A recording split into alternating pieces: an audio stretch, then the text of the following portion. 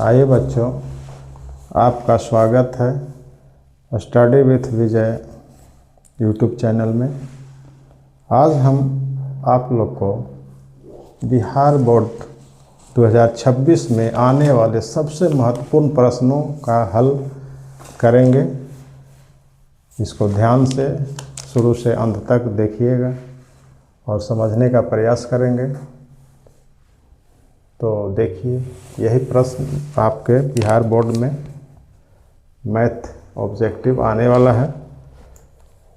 तो देखा जाए, हम एक एक प्रश्न को हल करते हैं। पहला प्रश्न इसमें है, प्रश्न एक में क्या है?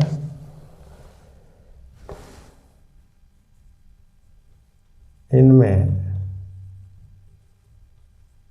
कौन अपरिमेय संख्या है? अपरिमेय संख्या है,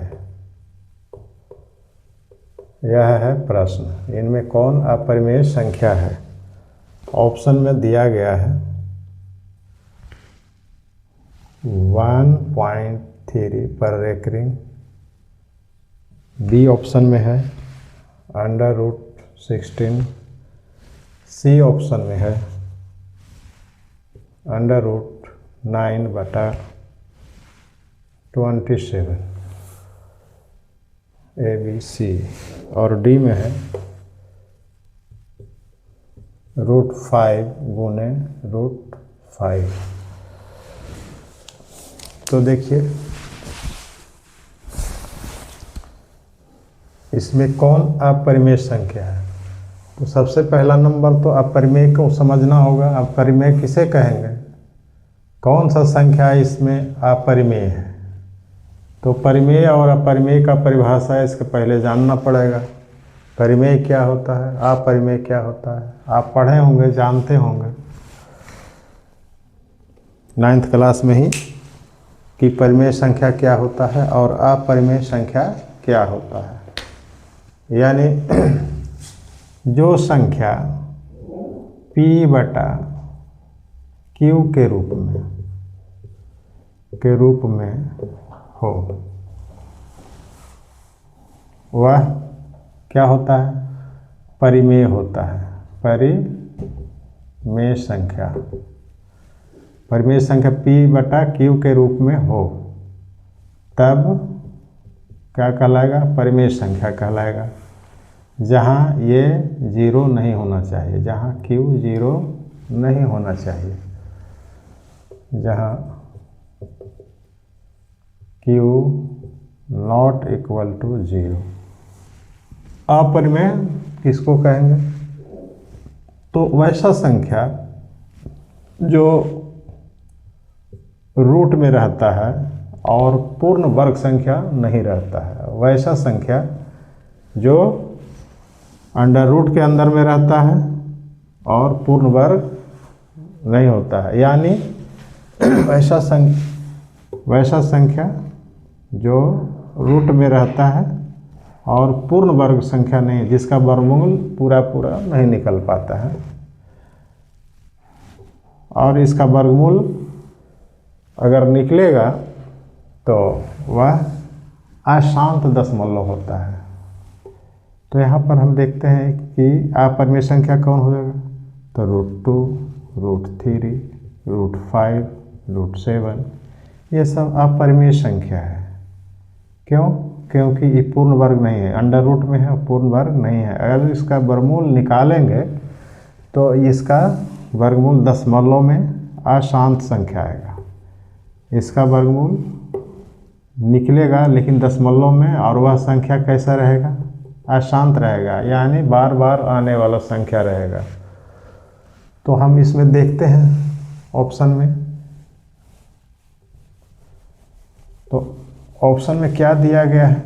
तो ऑप्शन में दिया है कि 1.3 पर रेकरिंग है।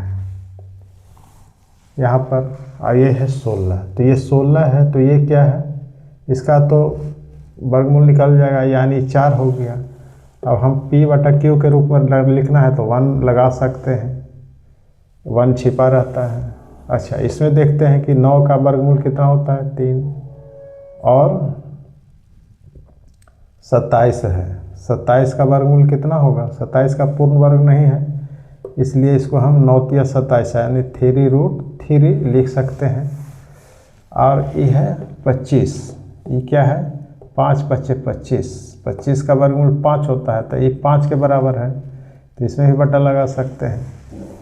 ये P/Q के रूप में नहीं है, क्योंकि इसमें क्या है, अपरिमेय संख्या है, ये 3 अपरिमेय संख्या है, तो ये क्या है, अपरिमेय संख्या यही है। इसमें कौन अपरिमेय संख्या है, तो इसमें अपरिमेय संख्या, इसमें √3 अपरिमेय संख्या है। तो यहाँ पर आपका हल हो गया ऑप्शन नंबर सी। ठीक है, इस प्रकार से समझना है।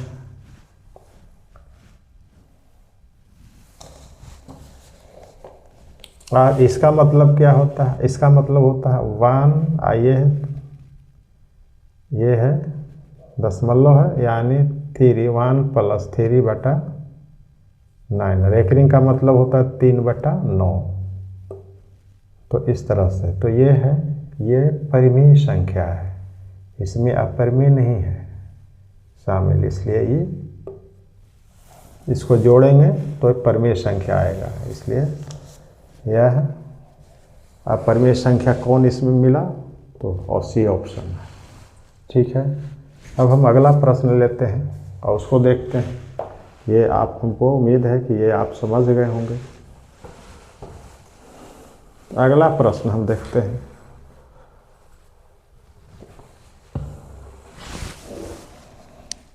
अगला प्रश्न क्या कहता है,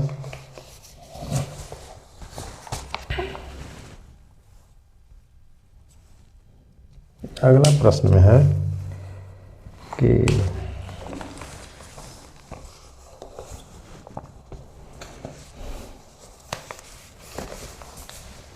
यदि P और Q, यहाँ प्रश्न है, अगला प्रश्न में है कि यदि P और Q दो अभाज्य संख्या हैं, दो अभाज्य संख्याएं हैं, तो उनका मासा होगा, तो उनका मासा होगा। और ऑप्शन में दिया है, एक नंबर में ए में 1 होगा, बी में 2 होगा, सी में 3 होगा, डी में 0 होगा। कौन होगा बताना है। यहाँ पर सवाल क्या कहता है, अच्छी तरह समझेंगे। क्या कहता है कि P और Q दो अभाज्य संख्या हैं। अभाज्य संख्या किसे कहते हैं, ये समझना होगा। अभाज्य संख्या किसे कहेंगे, अभाज्य संख्या जैसे 2, 3, 5, 7 वैसा संख्या जो एक और खुद को छोड़कर किसी दूसरे संख्या से विभाजित नहीं होता, उसको अभाज्य संख्या कहते हैं।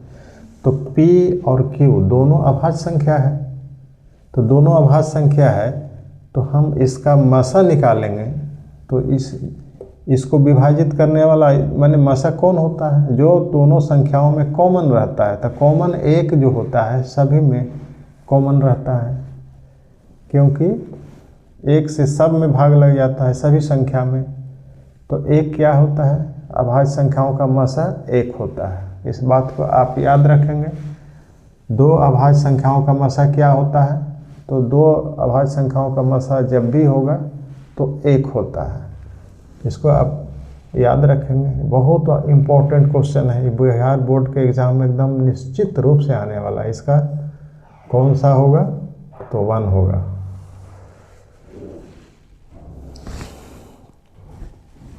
अगला प्रश्न हम देखते हैं, प्रश्न नंबर 3।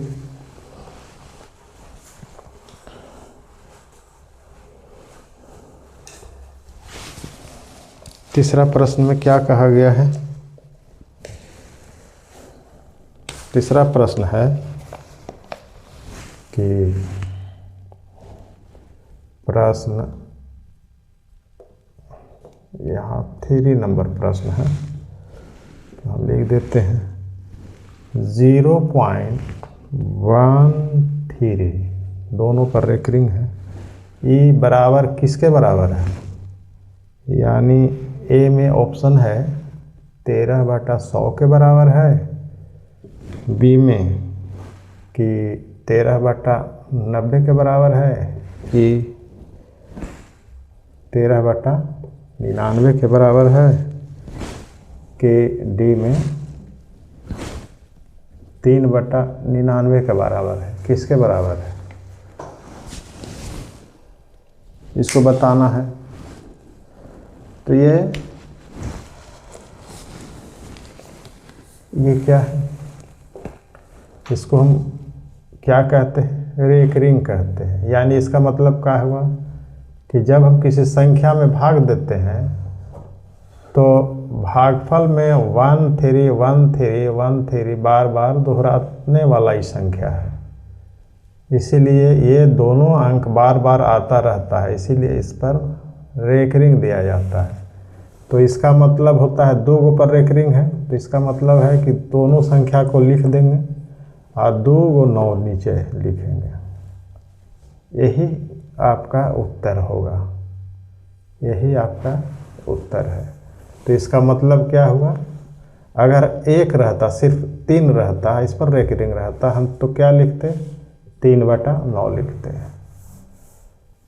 अगर कोई संख्या रहता 1 और 3 पर रेकरिंग रहता, तब इसका मतलब क्या होता है? इसका मतलब होता है 1 3 13 लिख देंगे, माइनस कर देंगे 1 बटा में इसके बदले में 9 लिखेंगे, इस संख्या के बदले में एक 0 बैठ जाता है, यानी इसका मतलब होता है 12/90।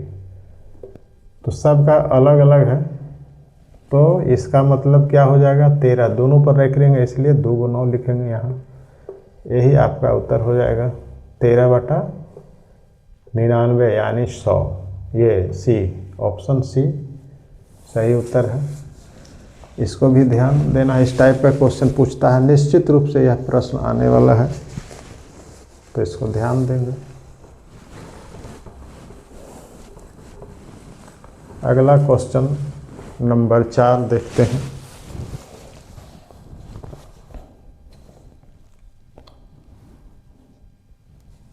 चौथा क्वेश्चन नंबर में क्या है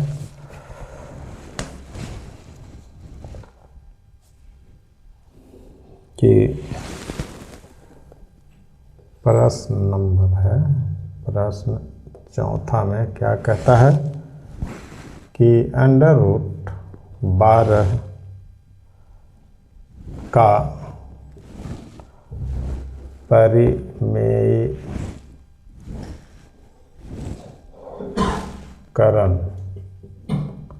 परिमेयीकरण गुणांक इनमें कौन होगा? ऑप्शन में है, ए में है √3, बी में है √2, सी में है √6, डी में है 2√3। कौन होगा परिमेयकारी गुणक किसका?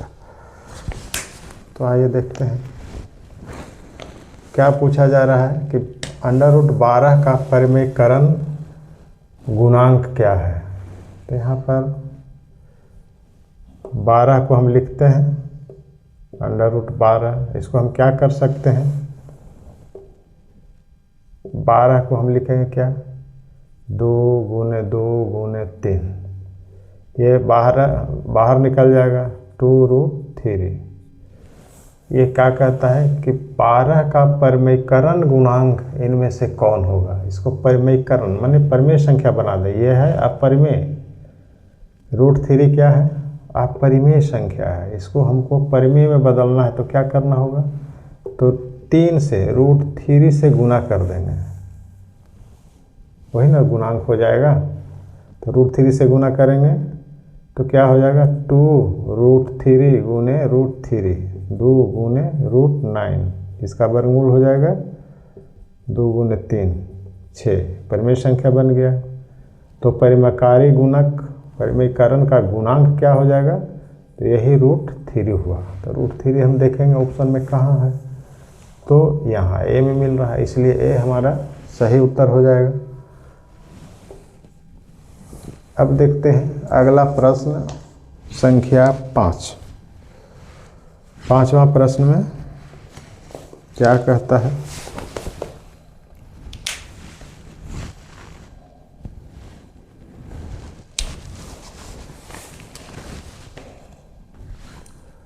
पांचवा प्रश्न है वो देखते हैं।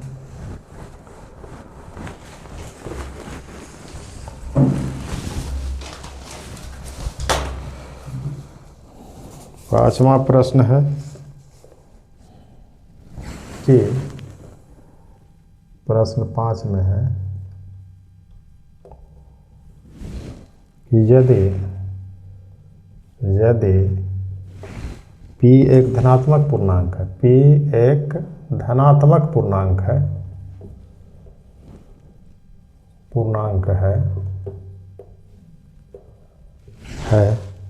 तथा धनात्मक समपूर्णांक का रूप, तो धनात्मक समपूर्णांक का रूप, समपूर्णांक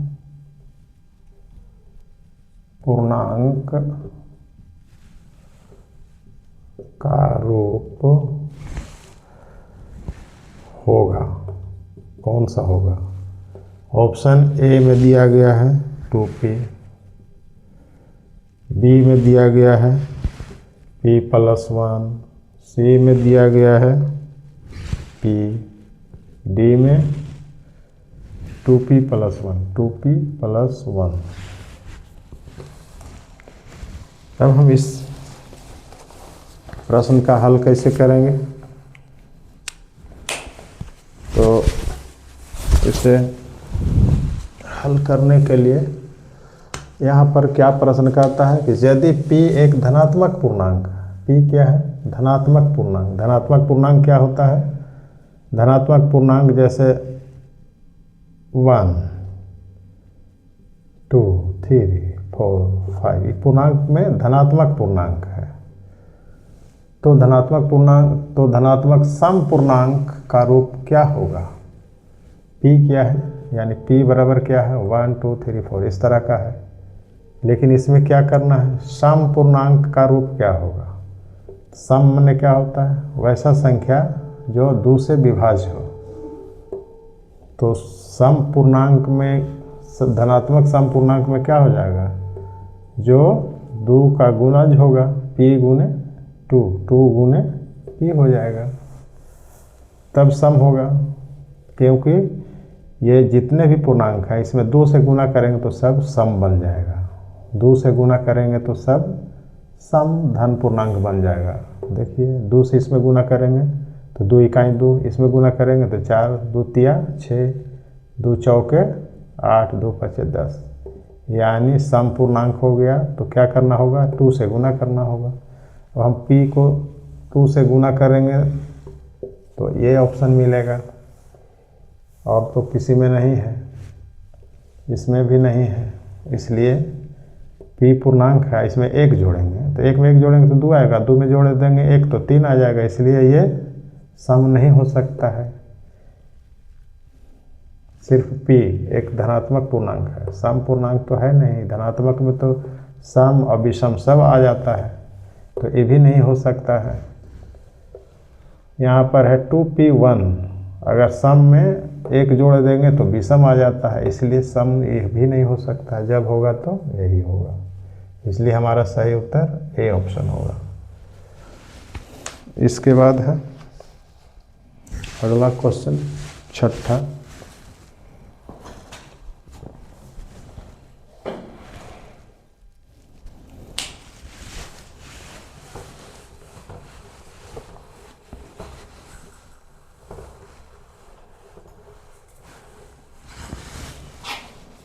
छठा नंबर का क्वेश्चन क्या है?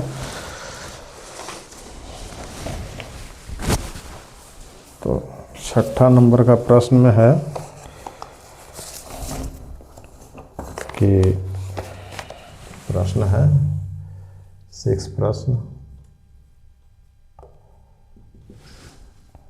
कि 2052 के अभाज्य गुणनखंड में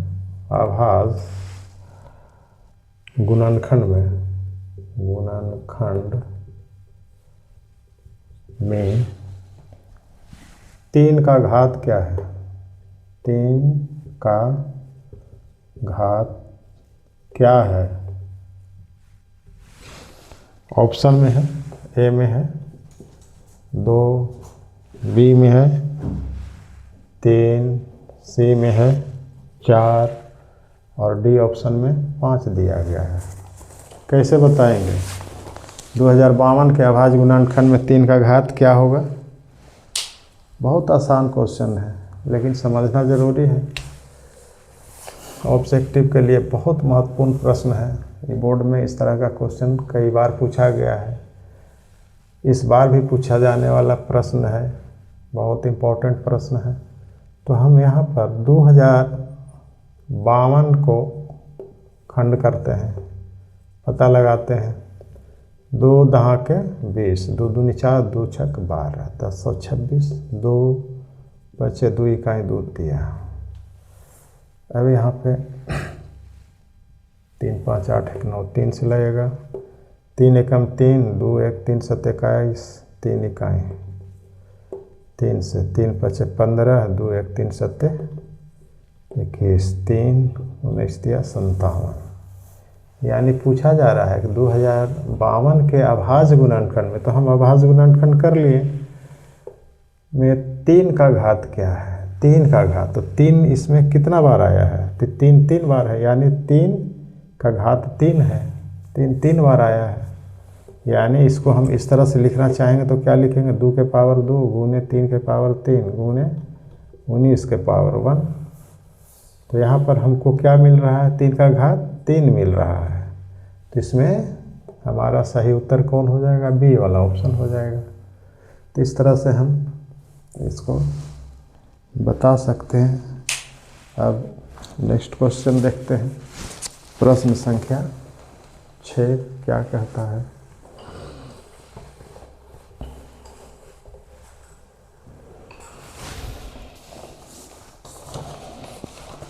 प्रश्न 6 में क्या कहा जा रहा है कि निम्नलिखित में किसका दशमलव प्रसार शांत नहीं है? प्रश्न 6 में छठा प्रश्न है कि इनमें किसका दशमलव प्रसार शांत नहीं है, ये सवाल है।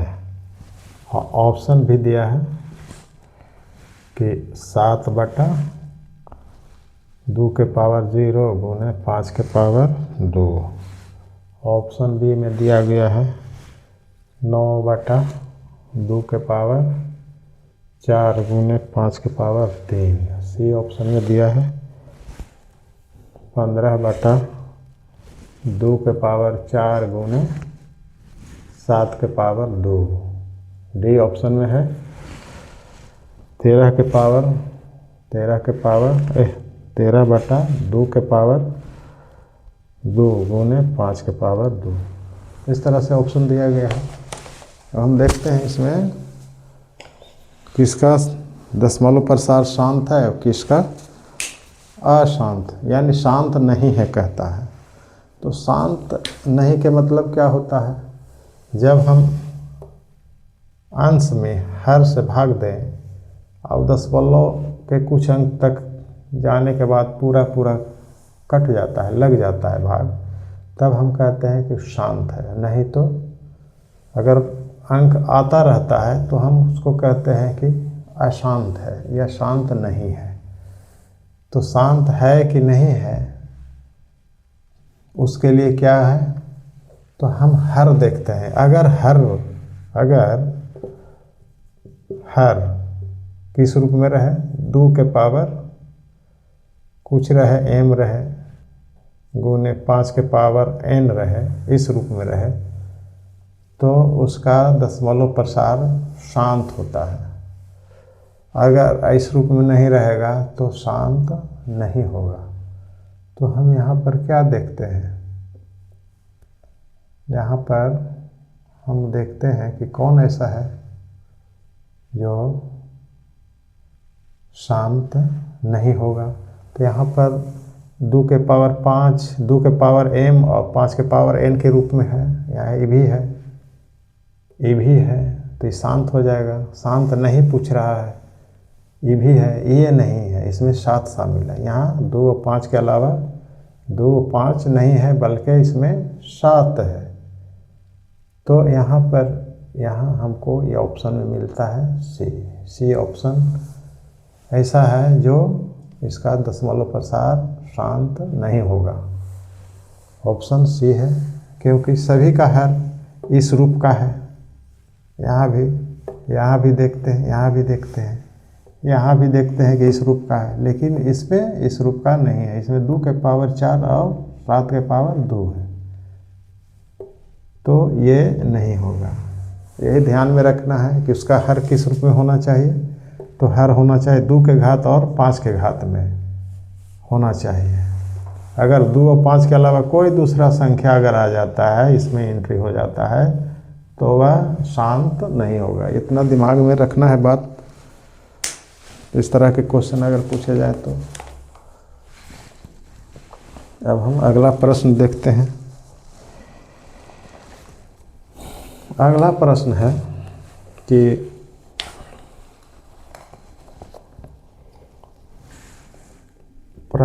अगला 7वां नंबर का प्रश्न। इसमें क्या कहता है कि बहुपद x into 2x minus 5 minus 3 के शून्यकों का योग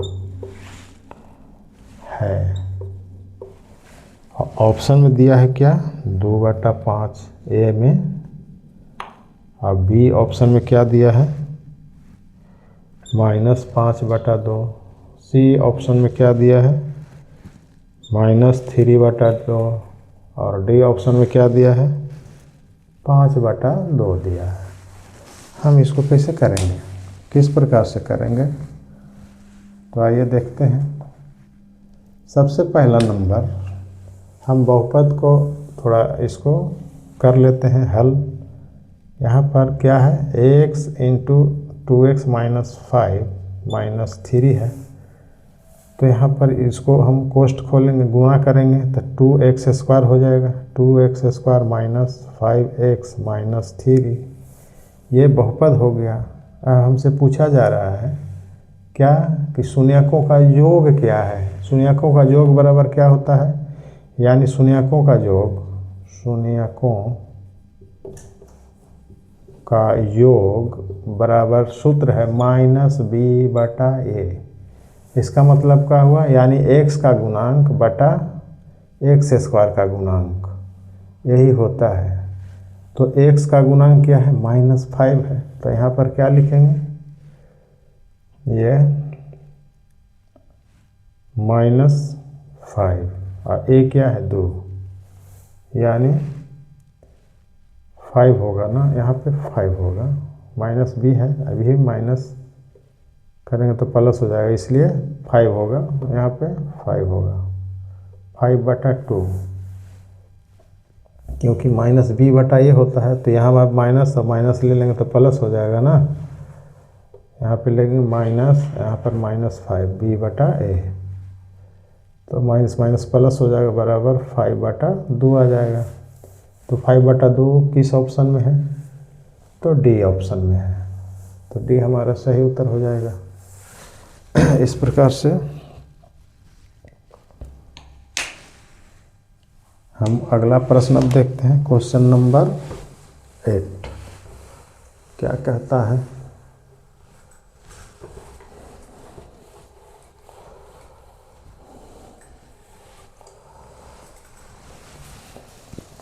सवाल नंबर 8वां क्या है।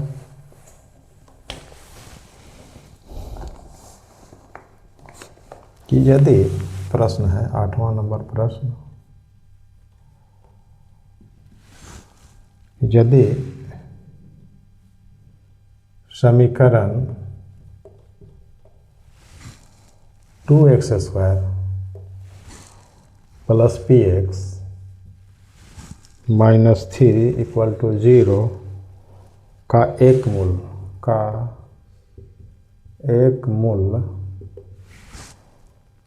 -3 हो तो p का मान क्या होगा। ऑप्शन में दिया गया है 3, बी ऑप्शन में दिया है 4, सी ऑप्शन में दिया है 5 और डी ऑप्शन में दिया है 6। इसको कैसे करेंगे तो देखते हैं।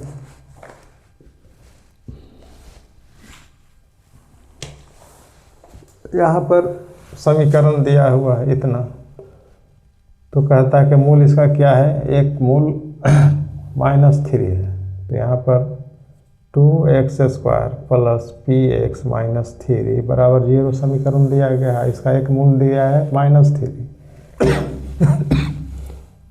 यानी x के जगह पर -3 रखते हैं और p का मान निकाल देंगे। यानी यहाँ पे 2 -3 x का मान कितना है, मूल का मतलब x का मान यहाँ -3 दिया गया है, तो यहाँ square plus p -3 equal to 0।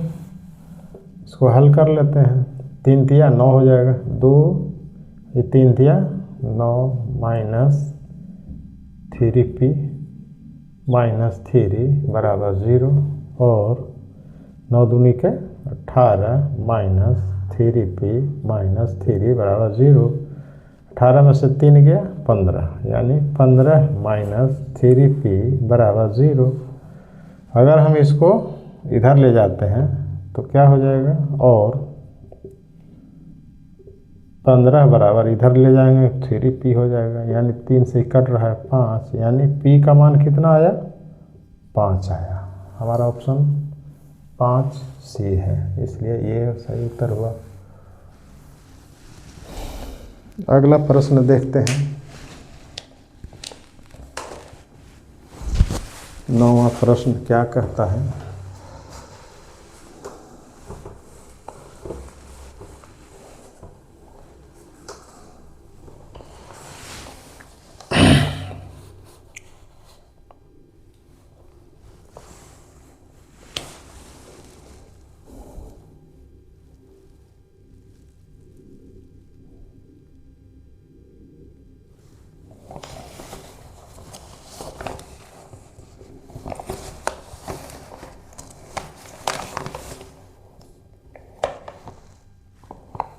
अगला प्रश्न है,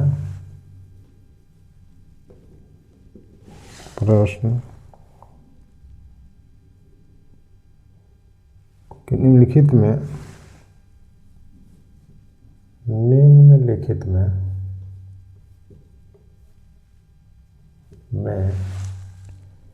154 का अभाज्य गुणनखंड कौन होगा। ये तो बहुत आसान क्वेश्चन है। प्रश्न में ऑप्शन में दिया है 2 के पावर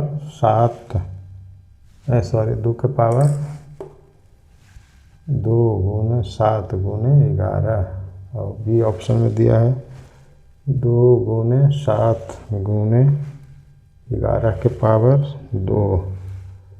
ऑप्शन सी में दिया है 2 गुने 7 गुने 11, और डी में 2 के पावर 3 गुने 7 गुने 11।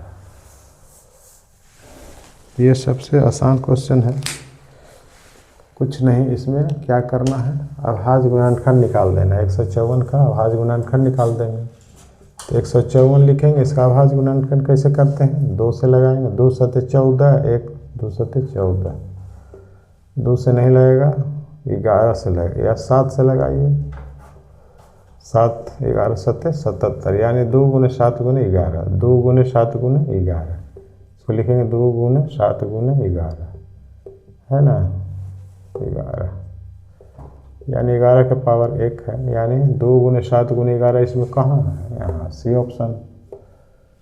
तो यह सही उत्तर हो गया। ये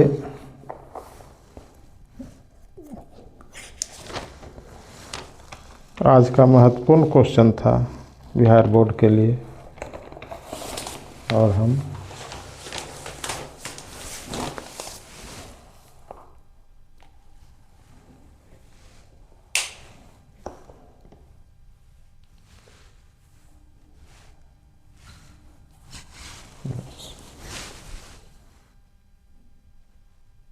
छत्तीस मिनट चल गए।